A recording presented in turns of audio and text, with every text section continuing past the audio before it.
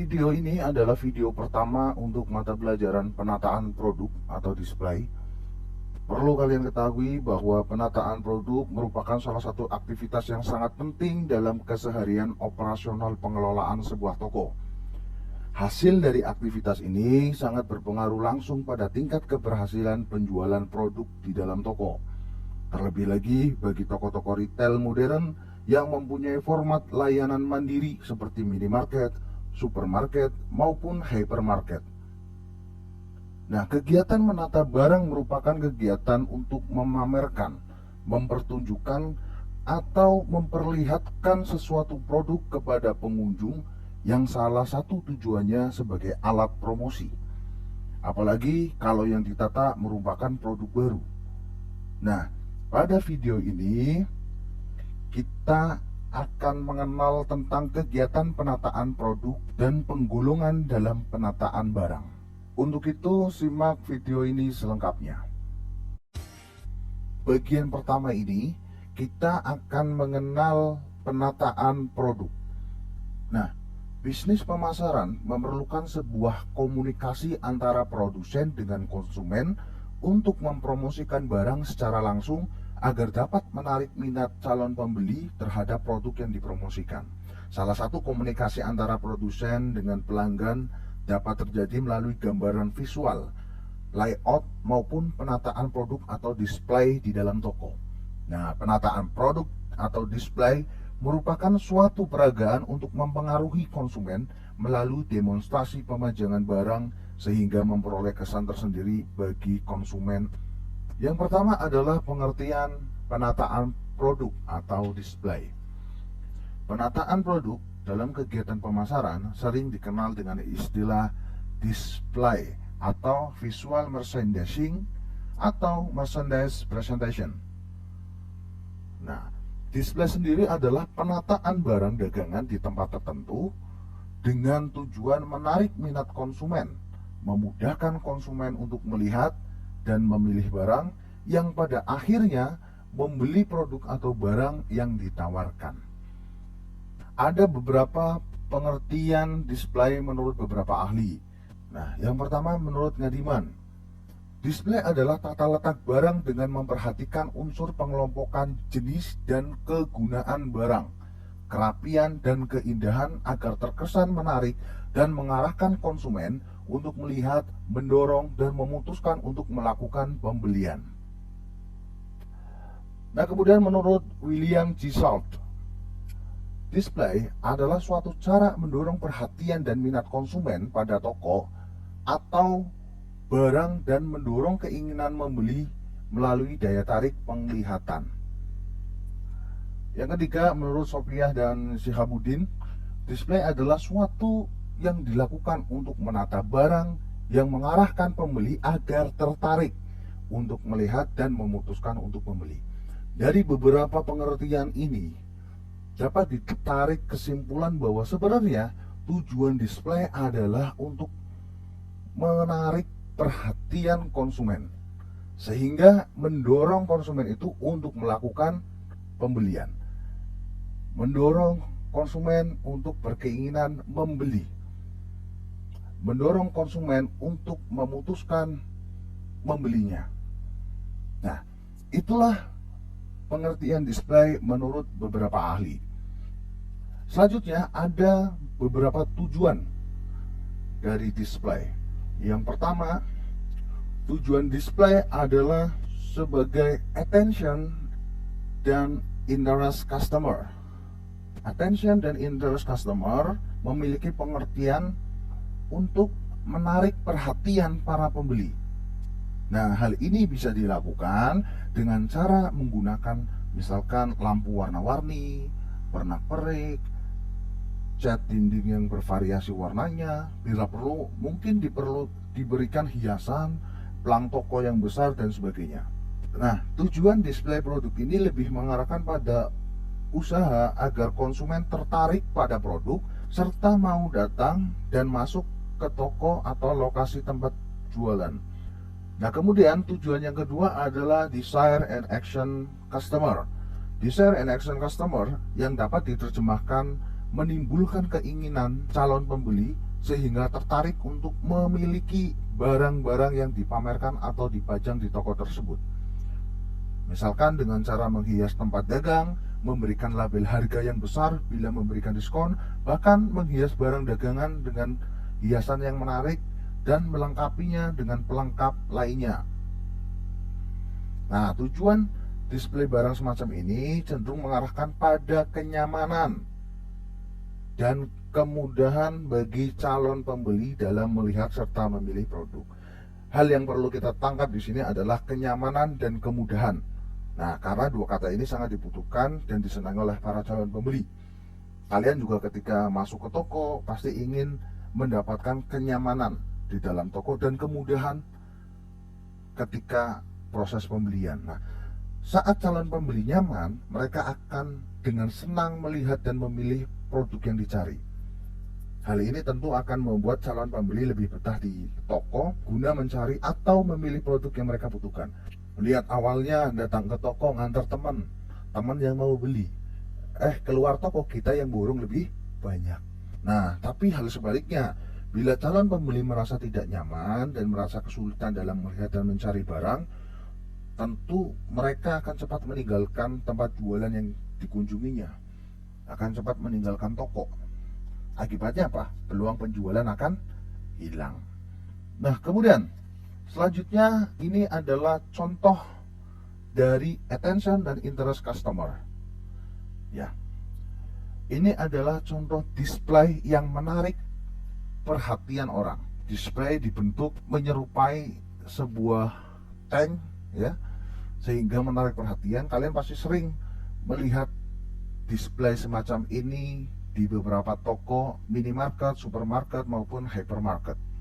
Nah, kemudian contoh dari desire dan action customer adalah seperti ini. Ini akan memudahkan, ya, akan memudahkan bagi kita yang memasuki toko lebih cepat dalam memilih barang, lebih cepat dalam menemukan barang, dan tentu akan menghemat waktu kita di dalam toko.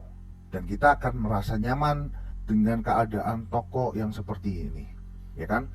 Oke, selanjutnya macam-macam penataan produk. Ada 4 jenis penataan produk atau display. Yang pertama adalah window display, yang kedua interior display, yang ketiga exterior display, dan yang keempat solari display. Nah, untuk yang pertama window display. Window display adalah pemajangan barang dagangan, gambar-gambar, kartu harga, simbol-simbol dan sebagainya di bagian depan toko yang disebut etalase atau jendela kegiatan usaha. Nah, window display biasanya ditampilkan di depan menggunakan etalase di bagian depan toko. Ya, kalian pasti sering melihat ya toko baju atau pakaian yang menampilkan display baju seperti ini. Nah, ini adalah model window display. Ya, penempatannya di depan sehingga apa? Dari luar orang lewat bisa kelihatan. Nah, kemudian ada beberapa fungsi ya dari window display ini. Yang pertama, menarik perhatian orang. Kalau kalian pergi ke mall pasti sering melihat tampilan seperti ini ya. Nah, ini tujuannya adalah menarik perhatian orang. Yang kedua adalah memancing perhatian terhadap barang-barang yang dijual di toko. Wah, kalau tampilan di depannya itu menarik, tentu orang yang lewat akan kepo. Wah, depannya aja menarik, dalamnya ada apa sih gitu kan. Mereka pasti akan mampir, timbul keinginan untuk mampir. Kalau udah mampir, kenapa? Kalau udah mampir, lihat-lihat, terus apa yang terjadi? Menimbulkan impuls buying atau dorongan seketika ingin membeli. Niat awalnya cuma lihat-lihat dari tampilan depan, wah kayaknya menarik nih tampilan toko. Coba lihat ke dalam, oh ternyata barangnya bagus. Yang awalnya lihat-lihat, keluar udah bawa barang belanjaan. Nah, ini sering terjadi. Nah, inilah tujuan dari window display, yaitu menimbulkan impuls buying atau dorongan seketika mendadak ingin beli gitu. Kemudian menimbulkan daya tarik terhadap keseluruhan suasana toko. Tadi ketika sudah masuk ke dalam, maka suasana toko akan menjadi menarik, ya. Nah, kemudian yang terakhir adalah menyatakan kualitas barang yang baik dan ciri khas toko tersebut. Nah, biasanya apa yang ditampilkan di depan itu adalah cerminan sebuah toko. Ya, apa yang ditampilkan di depan adalah cerminan sebuah toko. Biasanya kalau di depan itu bagus, maka bagian dalamnya juga tentunya lebih bagus gitu ya. Oke, kemudian yang kedua adalah interior display. Interior display adalah pemajangan barang dagangan di dalam toko. Ya, kalau tadi Windows itu bagian depan toko, tapi kalau interior itu di dalam toko. Nah, interior display banyak digunakan untuk barang-barang yang sudah dikenal luas oleh masyarakat banyak. Biasanya di dalam interior display ini terdiri atas 4 macam. Yang pertama adalah merchandise display. Nanti merchandise display ini dibagi lagi jadi open interior display dan close interior display. Nah, kemudian ada architecture display, store site and decoration, dan dealer display. Ya, biar jelasnya kita akan membahas ini satu persatu. Ya, yang pertama adalah merchandise display. Tadi merchandise display ada 2, open interior display dan close interior display. Nah, ini adalah contohnya. Open interior display ini adalah penataan barang dagangan di dalam kegiatan usaha di mana barang itu diletakkan secara terbuka. Ya kan, bisa dilihat di sini. Ini diletakkan secara terbuka sehingga calon pembeli bisa melihat dan mengamati tanpa bantuan petugas penjualan atau pramuniaga. Ini didisplay secara terbuka. Nah, kemudian yang kedua adalah close interior display.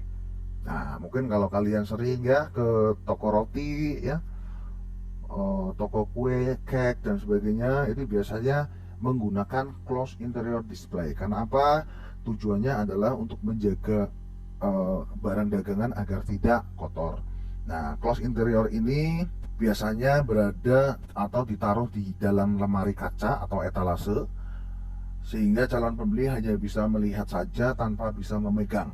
Nah, bila calon pembeli ingin mengetahui keadaan barang dagangan dengan memegang ataupun mencobanya, maka calon pembeli bisa meminta tolong pada wiraniaga atau penjaga tokonya untuk mengambilkan. Hal ini tujuannya tadi untuk menjaga barang agar tidak kotor dan mungkin bisa lebih menarik, atau mungkin barang tersebut bernilai mahal, misalkan perhiasan ya. Kalau kalian pergi ke toko emas, pasti semua barang dagangan ada di dalam etalase ya. Ya, ada toko emas barang dagangannya menggunakan open interior, yang ada nanti hilang satu-satu ya. Oke, kemudian yang kedua adalah arsitektur display.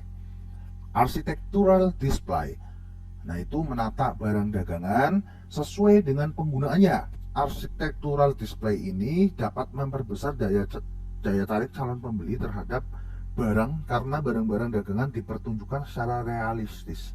Misalkan ini adalah meja, maka meja harusnya didisplay di antara kursi-kursi, bukan kursinya ini diletakkan di atas meja, ya kan? Walaupun ada yang berdisplay seperti itu. Architectural display ini mendesain barang sesuai dengan penggunaannya. Kalau kursi, ya kursi taruh di tempatnya, meja ditaruh di tempatnya. Jangan kursi taruh di atas meja, itu tidak sesuai tempatnya. Atau mungkin kalau kalian pergi ya ke toko mungkin kitchen set dan sebagainya, kalian bisa melihat bahwa kitchen set itu dipasang sesuai dengan keberadaannya, sesuai dengan penggunaannya. Atau mungkin kalau misalkan ada ya kursi sudut ya, kursi sudut itu ditaruh ya di sudut ya, itu adalah jenis architectural display, menempatkan barang sesuai dengan penggunaannya. Nah, kemudian yang ketiga adalah store sign dan decoration. Nah, ini merupakan simbol, tanda, poster, lambang, gambar, dan semboyan yang diletakkan di atas meja atau digantung di dalam toko. Nah, store sign ini digunakan untuk memberi arah kepada calon pembeli ke arah barang dagangan dan memberi informasi mengenai kegunaan barang tersebut.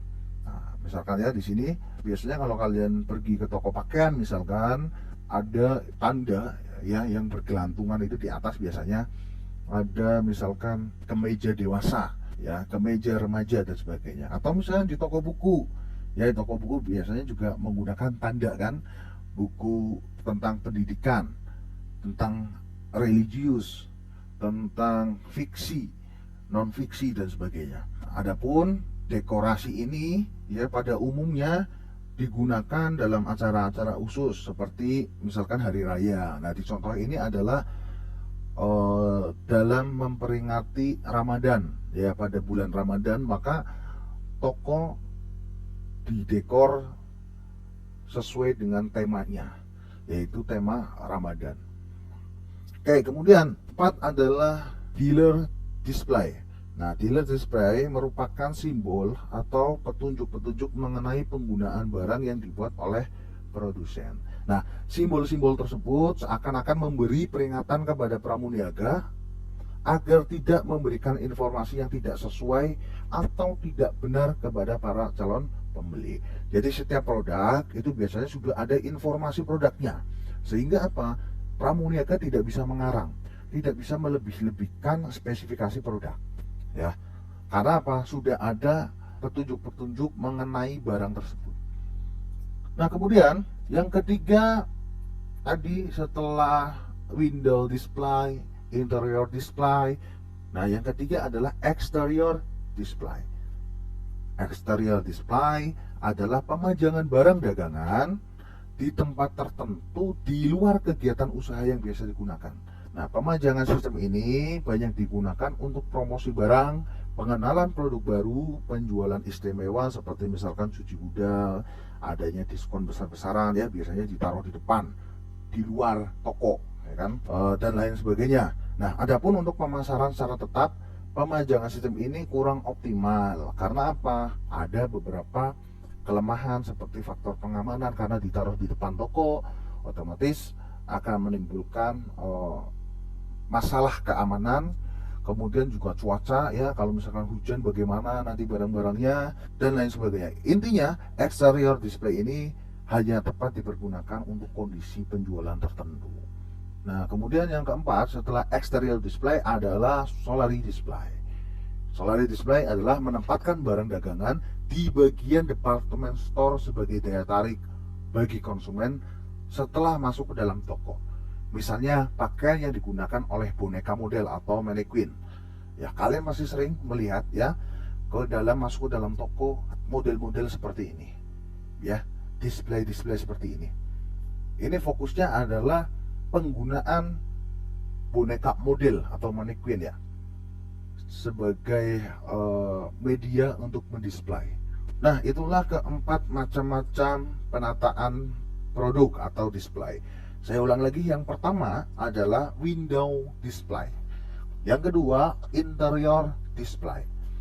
Yang ketiga, exterior display. Dan yang keempat adalah solari display. Oke, itulah yang bisa saya sampaikan dalam video pertama ini. Nanti selanjutnya kita akan membahas tentang pengelompokan barang dalam penataan produk.